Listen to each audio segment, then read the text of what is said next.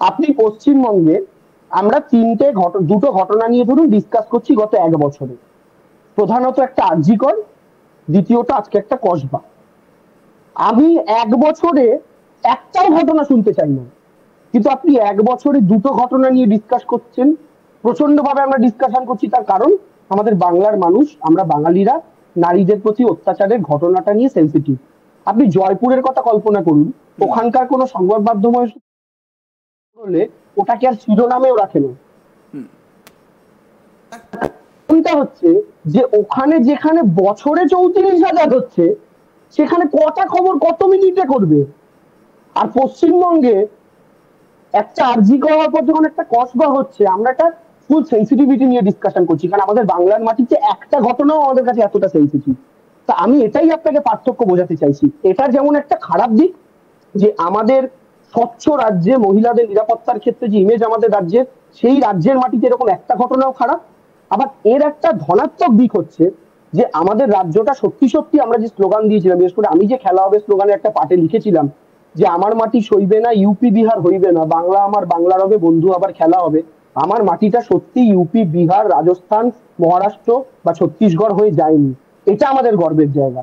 এবং আপনি যে কটা যেটা দেখালেন, যে কটা স্টেট এবং যে কটা সিটি দেখালেন, আপনি যদি দেখেন প্রত্যেকটা সিটি আর প্রত্যেকটা স্টেট বিজেপি শাসিত। একদমই।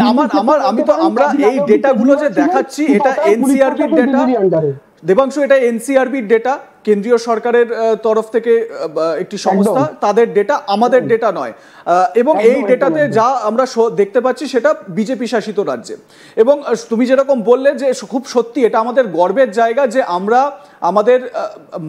আমাদের দেশ, আমাদের রাজ্যের মহিলাদের আমরা গুরুত্ব দিই, প্রাধান্য দিই। আমরা সেই কারণে দেবী শক্তির আরাধনা করি এবং আমরা সেই কারণে অনেক বেশি নারীদের সম্মান কি হয় সেটা আমরা জানি।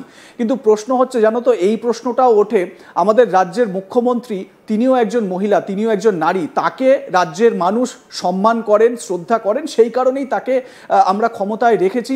বছরের পর বছর তিনি জিতে আসছেন এবং তিনি ডেলিভারও করছেন। আমি সেটা স্পেসিফিকভাবে আর যাচ্ছি না, সেটা অনেক সামাজিক সুরক্ষা প্রকল্প রয়েছে, অনেক কিছু রয়েছে। কিন্তু এই ধরনের কিছু ঘটনা যখনই আসে, মুখ্যমন্ত্রী হাঁসখালির ঘটনায় কখনো একটা মন্তব্য করে ফেলেন, কালিয়াগঞ্জের ঘটনায় কোনো একটা মন্তব্য করে ফেলেন। এই মন্তব্যগুলো একজন মহিলা মুখ্যমন্ত্রী হিসেবে বিভিন্ন সময় কিন্তু একটা আমাদের, কিন্তু আমি রাজনৈতিক কোনো কচলামিতে যাচ্ছি না, কিন্তু তার বক্তব্যে কিন্তু আমাদের বুকে এটা লাগে কোথাও না কোথাও। আমি বলছি, আপনার কি মনে আছে হাঁসখালির ঘটনাটা সিবিআই তদন্ত হয়েছিল?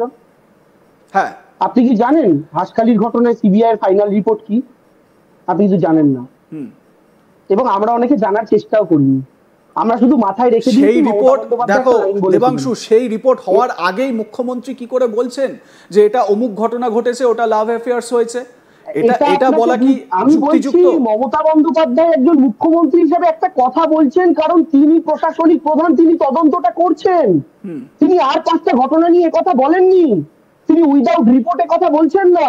আর সিবিআই তো ভুল প্রমাণ করে দিতে পারতো মমতা বন্দ্যোপাধ্যায়কে, পেরেছে, আরজি করে পেরেছে। দেবাংশু, যদি লাভ অ্যাফেয়ার্সও হয়ে থাকে, যদি প্রেমের ঘটনাও ঘটে থাকে এবং তাতে যদি অপরাধও হয়ে থাকে, সেই অপরাধীকে শাস্তি দেওয়ার আগে কি এই ধরনের কথা বলা উচিত? আমি কোথায় শাস্তি দেওয়া হয়নি দাদা, অ্যারেস্ট হয়ে গেছিল, তারপরে মমতা বন্দ্যোপাধ্যায় বলেছেন। কোথাও মমতা বন্দ্যোপাধ্যায় বলেনি যে লাভ অ্যাফেয়ার থাকলেও কেউ কাউকে রেপ করতে পারে না, কারোর সাথে কারো ভালোবাসা থাকলেও কেউ কাউকে পারে না, কেউ কারো স্ত্রী হলেও পারে না, কেউ কারো যত আপনজনীয় কেউ পারে না। এটা কোনো প্রশ্নই না। মমতা বন্দ্যোপাধ্যায়ের কথা বলেও নি।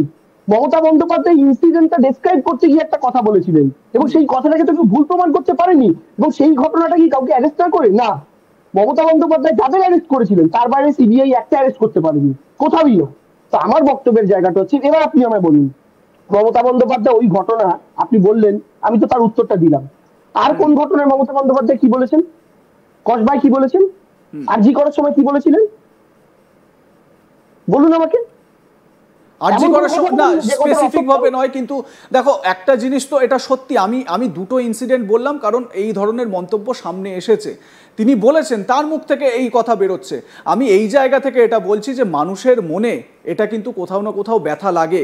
মানুষকে আমি বলছি উনি লক্ষ্মীর ভান্ডার দিলে এটাও যেরকম সত্যি গ্রাউন্ড রিপোর্ট, লক্ষ্মীর ভান্ডার যখন মাসের 1 তারিখে সাধারণ মানুষের অ্যাকাউন্টে ঢুকে যায়, মায়েদের অ্যাকাউন্টে ঢুকে যায়, তাদের মুখে যেরকম হাসি ফোটে, ঠিক সেই রকম যখন এই ধরনের মন্তব্য সামনে আসে প্রশাসনিক প্রধানের মুখ থেকে, সেটাও কিন্তু সেই মায়েদের কোথাও না কোথাও ব্যথা দেয়। দেবাংশু, আমি তো বলছি আপনাকে, আপনি 2-3টে মন্তব্যের এক্সাম্পল দিন না আপনাকে, আমি তো হাসখালিতে উত্তর দিলাম, আপনি বলুন একটা ঘটনাকে আপনি কুমিরের সন্তানের মতো 5বার করে শিয়াল পল্লীতে তুলে দেখানোর মতো দেখালে তো দাদা হবে না, আপনাকে এক্সাম্পল দিতে হবে তো, আপনি একটা বলেছেন বলুন। আর কি কোথায় মমতা বন্দ্যোপাধ্যায় আপনি বলুন, রিসেন্ট টাইমে আপনি বলুন, শেষ 4-5 বছরে হাসখালিটা বললেন, আমি তার উত্তর দিলাম, তারপরে বলুন কসবা আরজি করে কোথায় কি বলেছেন।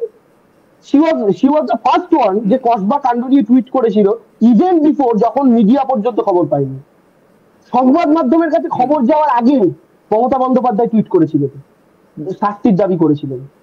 এবং মমতা বন্দ্যোপাধ্যায় পুলিশ 12 ঘন্টার মধ্যে শুধু অ্যারেস্ট করেননি, এমনকি আমাদের নির্যাতিতা বোনের FIR এ নাম ছিল না যে সিকিউরিটি গার্ডের, তাকে পর্যন্ত পুলিশ অ্যারেস্ট করেছে। সিকিউরিটি, আমার নির্যাতিতা বোনের ফ্যামিলি বলছে রাজ্য সরকারের উপর পূর্ণ আস্থা আছে, তদন্ত সঠিক পথে এগোচ্ছে। আমাদের বোন এখনো অব্দি কোথাও বলেছে যে আমি যাদেরকে নামে বলেছিলাম তাদের কাউকে পুলিশ বাঁচিয়েছে, তাদেরকে অ্যারেস্টেড হয়নি, কোথাও বলেনি। উল্টে প্রশাসন, মানে বিজেপি আমাদের বিরোধী দল, তাদের নেত্রী অগ্নিমিত্রা পাল কি বলছেন, না আমরা সিবিআই চাই না, আমরা চাই রাজ্য পুলিশই তদন্ত করুক। তারপরে আপনি পাঠাচ্ছেন ফ্যাক্ট ফাইন্ডিং টিম, আরে সাথে কি ফ্যাক্টটা আপনি ফাইন্ড করবেন, কি ফ্যাক্ট ফাইন্ড করবেন যে ফ্যাক্টটা রাজ্য সরকার ফাইন্ড করেনি, সেটা তো বিজেপি নেত্রী বলুন যে এই আমি এই বিষয়টিকে পলিটিক্যালি একদমই নিতে চাইছি না। পলিটিক্যালি হলে আমার সঙ্গে আরো একজন পলিটিক্যাল গেস্ট থাকতেন, সেই নিয়ে হয়তো অনেক হইচই হতো, অনেক কথা হতো। আমি শুধু কতগুলো প্রশ্ন করতে চেয়েছি যে যেই প্রশ্নগুলোর উত্তর তোমার থেকে আমি পাওয়ার চেষ্টা করেছি। আমাদের আলোচনার এই মুহূর্তে এখানেই আমাদের কনক্লুশন টানতে হবে। দাদা বলে দিই, সেটা হচ্ছে আমি এইটুকু আশ্বস্ত করতে পারি আমরা বাংলার মা বোন দিদি যারা আছেন, যে কারণে আমি অগ্নিমিত্রা দেবীদের ওই চ্যালেঞ্জটা ছুড়েছিলাম, আজও বাংলার মাটিতে আমার মায়েরা দিদিরা বোনেরা রাত্রি 12টায় 1টায় 2টোয় যে কোনো প্রত্যন্ত গ্রামে যে কোনো শহরে যে কোনো মফস্বলে বেরোতে পারে, যেটা উত্তরপ্রদেশে বিহারে মধ্যপ্রদেশে সম্ভব নয়। আর আমরা চ্যালেঞ্জ করে বলছি বাংলার এই ধারাকে, এই যে পজিটিভ যে বাংলার বাতাবরণ, এই যে পজিটিভিটি, বাংলার আইন শৃঙ্খলার এই জায়গাটা, নারী নিরাপত্তার এই জায়গাটা, এটাকে আমরা প্রত্যেকে মিলে অক্ষুণ্ণ রাখবো। কিছু রাজনৈতিক দল শকুনের রাজনীতি করবে, কিন্তু আমরা আমাদের কাজ চালিয়ে যাব। যদিও মানে এটা বলতে গিয়ে তুমি যে শব্দ চয়ন করেছো সেইটা নিয়ে তুমি মানে কোন রকম ভাবে অনুতপ্ত নও বা তোমার সাফাই তুমি দিয়েছো। কথা বলেছি, আমি আবার বলছি ক্যামেরা লাগাতে হলে এই জায়গাটা করেই লাগাতে হবে, নালে মাথায় তো আপনি লাগিয়ে ঘুরতে পারবেন না। আপনি কোন শুনেছেন যে গোপন ক্যামেরা মাথায় লাগিয়ে ঘুরছে? মানে ক্যামেরা লাগাতে হলে ওইখানেই লাগাতে হবে দেবাংশু, কিন্তু তুমি এটাও বলতে পারতে গোপন ক্যামেরা, তাহলেও কিন্তু অনেকটা বোঝা হয়ে যেত। যাই হোক, আমরা এইখানেই এই আলোচনা শেষ করব।